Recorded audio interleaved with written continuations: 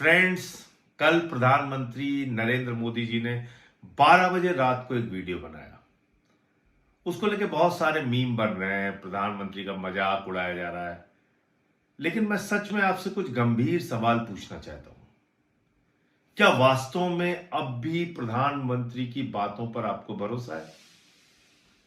जो प्रधानमंत्री 2 करोड़ नौकरी हर साल देने का वादा करके आपसे झूठ बोलता है, क्या उस पर आपको भरोसा है? क्या 12 साल में 24 करोड़ नौजवानों को रोजगार मिल गया हिंदुस्तान के अंदर?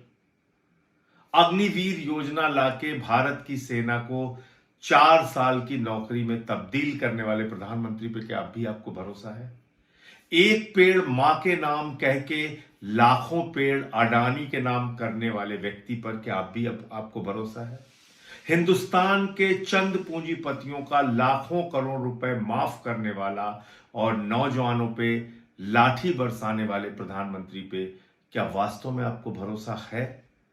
मैं आपसे पूछना चाहता हूं, 93 पेपर लीक से हिंदुस्तान के करोड़ों नौजवानों का भविष्य बर्बाद हुआ और प्रधानमंत्री इस पर खामोश रहे। क्या अब भी प्रधानमंत्री पर आपको भरोसा है?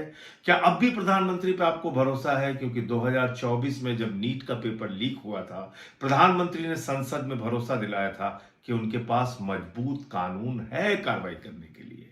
लेकिन आपको मालूम है, सीबीआई ने 90 दिन तक चार्जशीट दाखिल नहीं की और सारे के सारे आरोपियों को जमानत मिल गई 2024 के नीट पेपर लीक के मामले में। और कल उसका मुख्य आरोपी संजीव मुखिया पूरी तरीके से बरी हो गया, क्योंकि सीबीआई उसके खिलाफ कोई सबूत इकट्ठा नहीं कर पाई।